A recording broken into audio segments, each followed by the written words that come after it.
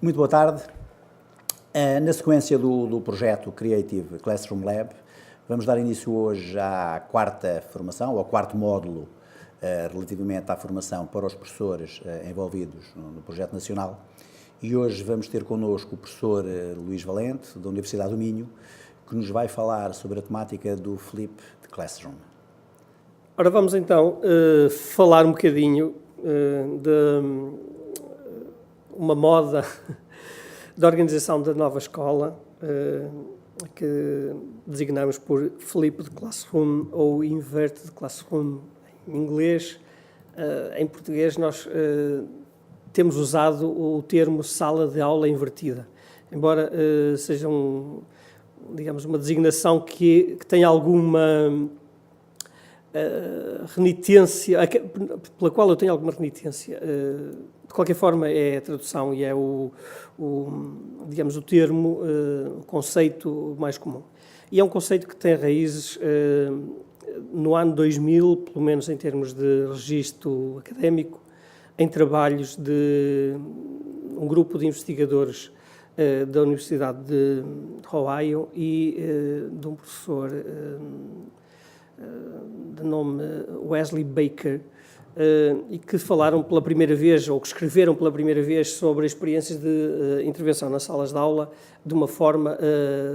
diferente e que utilizaram nesses seus textos o termo inverted ou flipped classroom.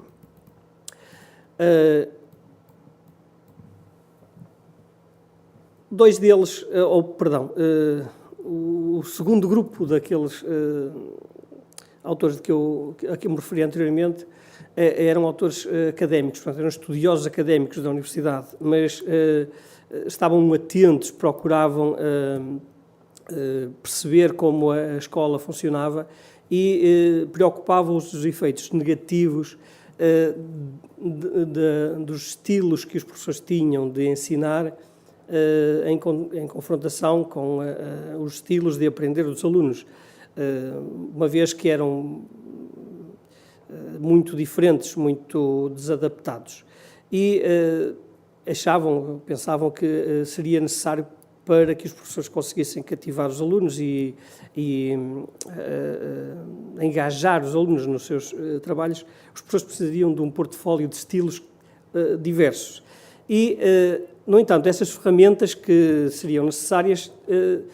exigiam do professor uma maior disponibilidade de tempo do que aquela que normalmente o professor tem. Por outro lado, os mesmos autores também perceberam-se que os alunos tinham uma grande afinidade pelos materiais multimédia, pelos recursos digitais que eram mais interativos e, portanto, essa apetência por um tipo de produtos, se quisermos dizer assim, por um tipo de recursos diferentes daqueles que os professores estavam a utilizar, poderia ser uma boa oportunidade digamos, de intervir na escola e de modificar a escola. Portanto, estes são, de uma forma rápida, os ancestrais do conceito de Flipped Classroom, que tem mais de uma década e que tem ultimamente vindo um bocadinho mais à coação, porque são, digamos, fruto da preocupação de muitas entidades relacionadas com a educação. E estes dois autores de que falei, que eram professores norte-americanos em escolas rurais, fundaram no ano 2000, em 2012, uma organização sem fins lucrativos para dar a conhecer, digamos, ao mundo docente as experiências deles, e que consistiam na utilização de gravações de aulas gravadas, muitas vezes textos comentados, PowerPoints comentados, como eles próprios dizem, outras vezes filmes gravados em aulas ao vivo e que disponibilizavam em espaços de acesso partilhado aos alunos que faltavam à escola porque iam, por exemplo, participar em jogos ou em atividades extraescolares que decorriam noutras cidades e que por isso não vinham à escola. Eram comunidades de alunos muito diferenciados em termos culturais, alguns, inclusive alguns imigrantes, e que tinham pela escola, digamos, uma imagem ou uma apetência pouco habitual e pouco consistente. Estes dois autores, o Bergman e o Aaron Sams, perdão, então idealizaram um modelo educativo, um modelo de organização da sala de aula, que utilizava essencialmente os conteúdos, nós costumamos dizer os conteúdos curriculares, para os alunos poderem aceder-lhes fora do tempo letivo, fora da escola, e depois, quando eles vinham à escola, procuravam fazer aquilo que habitualmente na escola, com o modelo organizativo tradicional, acontecia em casa, que era, no fundo, o trabalho de casa fazia-se na escola e em casa ou nos tempos livres estudava-se, fazia-se a aprendizagem. Esta digamos, intervenção tinha por objetivo criar,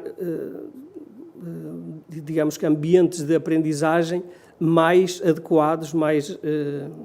consentâneos com a vida dos alunos. E criando atividades, portanto, propondo atividades onde os alunos na escola pudessem participar mais ativamente, de forma mais concreta, e também utilizando tecnologias educativas que estavam, digamos, no âmbito dos interesses desses alunos.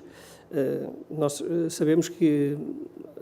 a literatura e a investigação em educação têm mostrado que há um desfazamento bastante grande entre aquilo que são as competências e as aptidões, os interesses dos alunos fora da escola e o que são as propostas de atividades dentro da escola. Digamos, este desfazamento, esta, de alguma maneira, negligência pelas competências que os alunos têm na utilização das tecnologias, tem sido identificada como sendo prejudicial à evolução da escola e à aproximação da escola dos alunos. Portanto, o modelo a que chamamos Flipped Classroom, ou sala de aula invertida, ou Inverted Classroom, vai dar o mesmo, são, digamos, princípios ou conceitos que têm a ver com a intervenção do professor não só nos modelos pedagógicos, nas pedagogias, nem nas metodologias, mas também na forma como disponibiliza conteúdos e materiais de suporte à aprendizagem. Os nossos alunos, como acho que todos sabemos, todos reconhecemos, desenvolvem competências comunicacionais e competências de desenvolvimento, de cidadania, de publicação, de pesquisa, no seu dia-a-dia, digamos, no seu trabalho, na sua vida cotidiana, porque estão ligados, têm acesso à internet, são comunicáveis todos os dias, 24 horas por dia. Esses skills, essas competências, não costumam ser valorizadas pela escola e é precisamente o que pretendemos com a inversão da sala de aulas, com o conceito de inversão da sala de aulas, portanto, aumentar ou melhorar o aproveitamento dessas competências em termos educativos. Portanto, podíamos referir ou sintetizar que o movimento de inversão da sala de aula, o movimento de Flipped Classroom, potencia ou procura potenciar a predisposição dos jovens para a utilização dos recursos multimédia, das características dos recursos multimédia, relacionando os seus mundos, os mundos deles, os seus estilos de vida, os seus hábitos, as competências, as motivações, com os objetivos da educação escolar, com aquele que é a atividade do dia-a-dia na escola. Nesse sentido, há imensas ferramentas, da qual eu vos mostro um exemplo. O YouTube, sendo uma ferramenta, neste momento, que tem duas vertentes, tem uma vertente de publicação e uma vertente de consumo ou de utilização, é, de facto, o local privilegiado nos dias de hoje para a disseminação de informação que se destina aos jovens em idade escolar. Não é difícil encontrarmos vídeos no YouTube que se tornam virais em pouco tempo, porque os jovens têm uma grande facilidade de acesso a este recurso e, por outro lado, a linguagem que utiliza, misturando ou combinando áudio e imagem fixa ou estática, é algo que eles compreendem e que fala, no fundo, a linguagem deles. Ora bom, então podemos perguntar, ou poderíamos perguntar, o que é que se procura, o que é que este movimento de inversão da sala de aula, o movimento de Flipped Classroom, procura? Procura incentivar os professores, educadores, a construir materiais educativos, a produzir os seus documentos de apoio às aprendizagens, mas estruturando-os de forma a que possam ser utilizados de uma maneira mais autónoma pelos seus alunos, quando e onde podem ou querem. No fundo, esta questão da aprendizagem em qualquer lugar e a qualquer hora é um dos objetivos mais prementes e mais evidentes do movimento Flipped Classroom. Passar agora. Se quiséssemos fazer uma síntese, poderíamos dizer que antes, num modelo, digamos, embora não haja, em termos temporais, um modelo Flipped Classroom e outro pós, porque eles vão conviver seguramente durante muito tempo e provavelmente o segundo poderá desaparecer e o primeiro manter-se. Mas se quiséssemos pensar num modelo em que houvesse um modelo tradicional, poderíamos dizer que no modelo tradicional o professor organiza ou tende a organizar os materiais de apoio ao ensino, à educação, de forma a atingir os alunos com esses conhecimentos, esperando que alguns penetrem, fiquem lá agarrados. O modelo que o movimento Flipped Classroom procura instigar, se me é permitida a palavra, é um modelo em que o professor disponibiliza os materiais, mas para a autoaprendizagem do aluno, não é para seu suporte, não é para o suporte do próprio professor. Na sala de aula, o professor procura, então, organizar atividades que levem ao questionamento, ao aprofundamento dos conhecimentos, relacionando os conhecimentos novos com os conhecimentos que os alunos já tinham, procurando um ambiente de aprendizagem mais familiar, mais personalizado. Este familiar não é despropositado, mas não era o que eu queria dizer. Procurando encontrar momentos de interação face-to-face, um a um, uma vez que nós sabemos por experiências e por estudos e por, digamos, pelo contacto diário, que a aprendizagem individualizada, personalizada, consegue obter resultados melhores do que, digamos, a aprendizagem impessoal. No modelo de sala de aula invertida, então, podemos sintetizar que o professor planeia oportunidades de aprendizagem para os alunos, ao invés de preparar os materiais para o seu desempenho. Mas isso obriga a que ele proponha questões específicas que orientem a aprendizagem, obriga a que ele antecipe onde é que os alunos terão mais problemas, onde é que eles terão dificuldades, onde precisarão de ajuda, obriga a que proporcione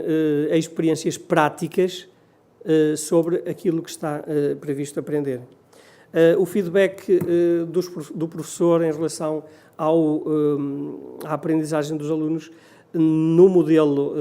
preconizado pela inversão da sala de aula é um feedback imediato e constante, ao contrário do modelo de feedback que existia anteriormente,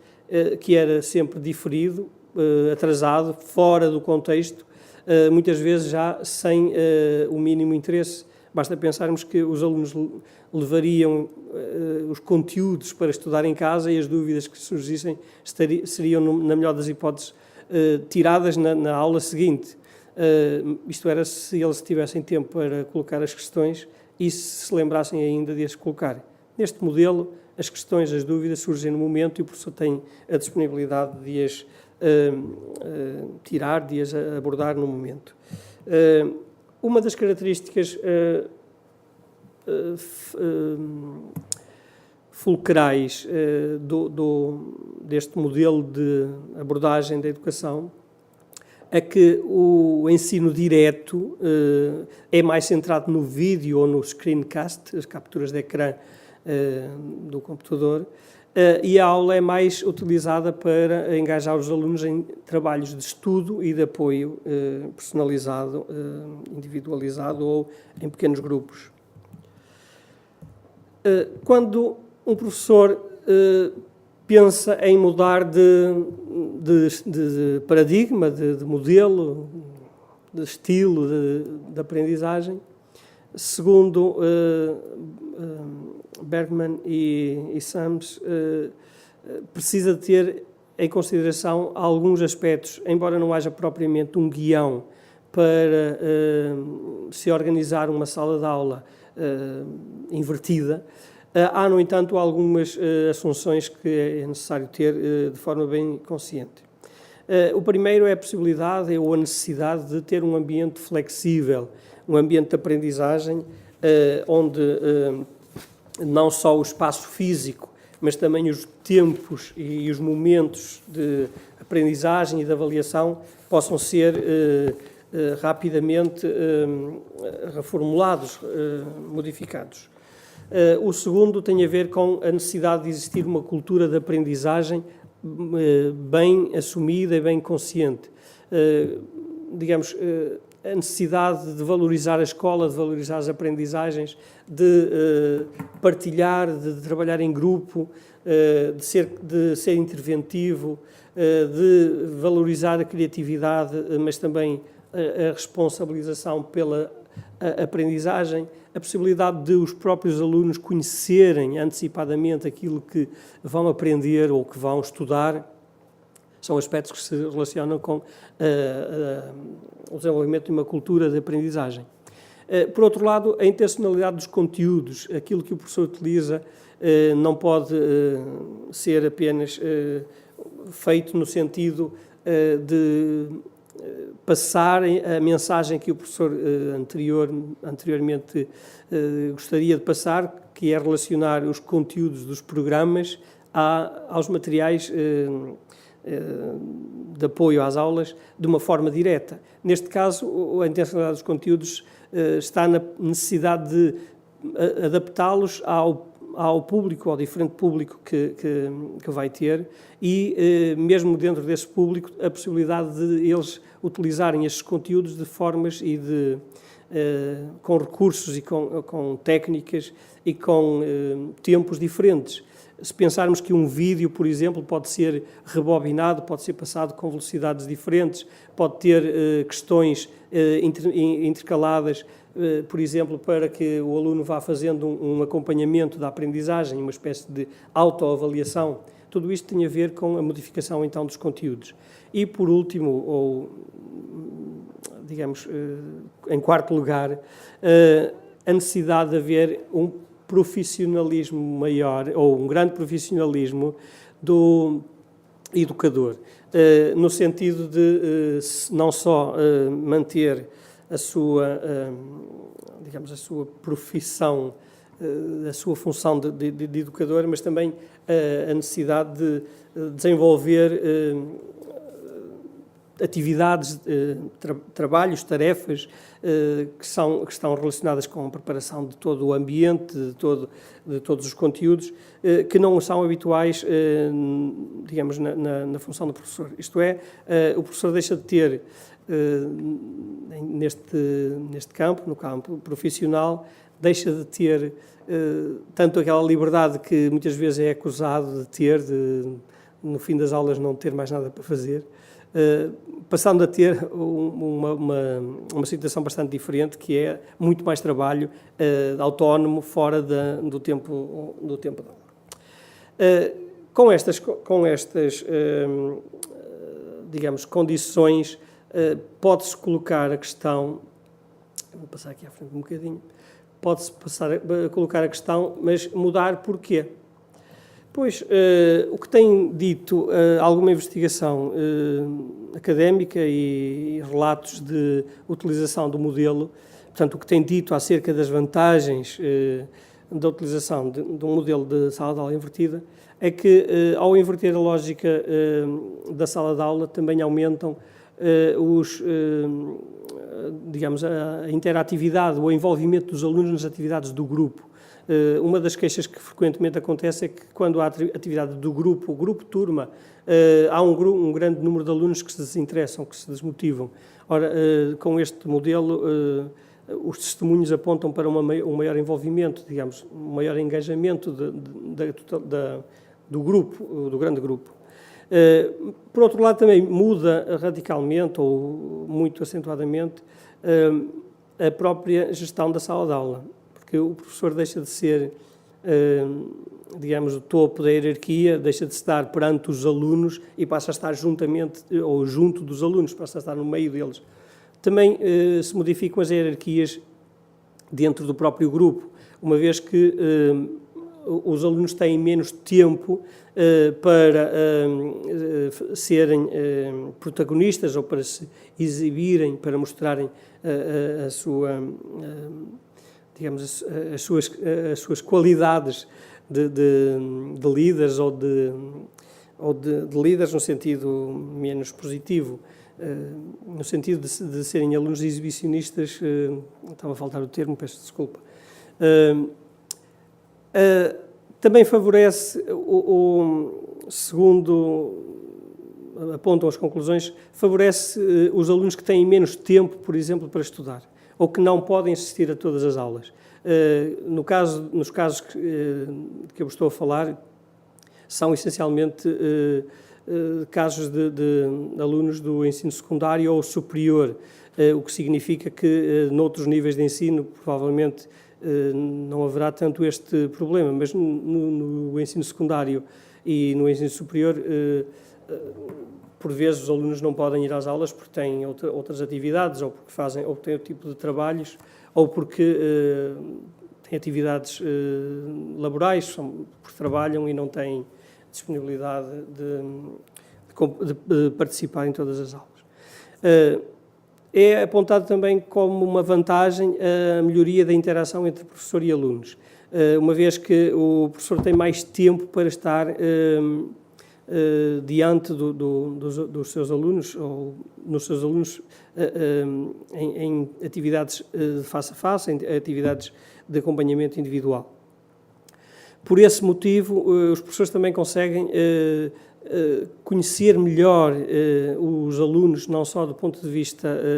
das suas competências, dos seus conhecimentos, mas também até dos seus problemas e das suas dificuldades intelectuais e sociais. No fundo, o que é uma das vantagens apontada é que o modelo de inversão da sala de aula também melhora a socialização e reduz a iniquidade, as diferenças entre ritmos de aprendizagem.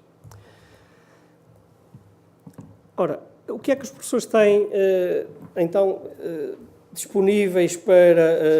poderem mudar as suas salas de aula. Tem um conjunto de ferramentas, quando falamos em termos de tecnologias, um conjunto de ferramentas que vai desde a disponibilização de, vou chamar de escritório virtual colaborativo, serviços, alguns deles, ou muitos deles, gratuitos, como seja a Zoho, por exemplo, um espaço online de subscrição gratuita que permite o desenvolvimento de um conjunto muito diversificado de tarefas que podem ser desenvolvidas colaborativamente em tempo real ou em tempo diferido. O Google Drive é um outro exemplo. O software de captura de ecrã, de gravação contínua de ecrã, de transformação do que acontece no ecrã em vídeo, com possibilidade de registro de voz, para que o professor possa, por exemplo, apresentar um conteúdo ou apresentar o conteúdo de várias formas e utilize esse software de screencasting para depois disponibilizar o conteúdo aos alunos, de forma a que eles possam autonomamente utilizá-lo. Há, inclusivamente, algum software deste género que funciona online, que não é preciso ter instalado absolutamente nada nos nossos computadores. São ferramentas que um educador com algum interesse, com alguma competência, uma competência mínima na utilização das tecnologias, consegue tirar partido facilmente. Falamos também dos gestores de aprendizagem, dos LMS, quase toda a gente conhece o Moodle, ou a Moodle, como plataforma de apoio à aprendizagem, que está instalada em muitas das nossas escolas, no caso português, mas há outros exemplos, como um pequeno recurso, uma plataforma chamada Edmodo, que permite também a criação de grupos online, de partilha de conteúdos, de partilha de atividades e de responsabilidades na aprendizagem. Podemos falar da edição multimédia online, desde a criação de vídeos, de pequenos vídeos, de mapas de conceitos para discutir ideias, fazer brainstorming sobre projetos, sobre assuntos, sobre temas da escola, a possibilidade de gravarmos vídeo e áudio e editá-lo online, por exemplo, ou então nos nossos computadores e disponibilizá-lo gratuitamente online, como é o caso do serviço Podomatic, já muito conhecido. A possibilidade de marcar de agendar atividades online quando as pessoas estão em locais distantes e que não têm possibilidade, ou ficaria dispendioso, ou pelo menos custava algum dinheiro fazê-lo de outra forma. A preparação de testes, de pequenos testes de autocorreção ou de autoavaliação, sondagens, surveys, etc., etc. Um conjunto infindável de ferramentas online que existem disponíveis. E, para além disso, também temos um volume de recursos de apoio, não só aos professores, mas também aos alunos, alguns deles protegidos, outros selecionados para a educação, que aceleram, digamos, a pesquisa de informação, para não irmos para os motores de busca genéricos e perdermos demasiado tempo. Falo, por exemplo, do IPL2, uma espécie de repositório de recursos selecionados para a educação, que está organizado com um catálogo bastante interessante. Falo também das ferramentas de organização e de distribuição do conhecimento, ou a organização, por exemplo, de portfólios eletrónicos online, a publicação com blogs ou sites web ou vídeos, como já tinha falado anteriormente, do YouTube. Isto são ferramentas que estão disponíveis, a maioria delas são gratuitas ou então de custo muito reduzido, neste caso são inclusivamente ferramentas gratuitas, algumas têm algumas limitações, a versão gratuita, mas servem perfeitamente para atingir os nossos objetivos. E então coloca-se a questão, ou pode colocar-se a questão, mudo ou não mudo a minha forma de organizar a sala de aula. Claro que o nosso conselho é sempre mude, mas não mude. Se pensar que apenas o vai fazer, porque assim cria uma escola, uma sala de aula do século XXI. Isso é um primeiro erro muito grande. Devemos perceber e ter a consciência que a pedagogia é que deve andar a procurar a tecnologia e não a tecnologia a procurar a pedagogia. Se pensa que também mudando vai estar na crista da onda, vai estar na moda e vai deixar de ser apontado como o professor do antigamente, esqueça, porque não é de facto esta a melhor oportunidade para o fazer. Se pensar que por mudar a escola, por inverter a lógica da escola tradicional, se vai tornar um professor melhor também, pode ter certeza que não vai ser isso, até porque ser bom professor não é apenas alcançável pela oferta de bons conteúdos, é preciso algo mais do que isso. Por último, um pequeno alerta, o trabalho do professor não vai ser mais fácil, pelo contrário, vai ser mais exigente, mas também não é o objetivo da inversão da lógica da escola, da sala de aulas, facilitar o trabalho, é adequá-lo, torná-lo mais eficaz. Por fim, vou deixar-vos uma sugestão, um local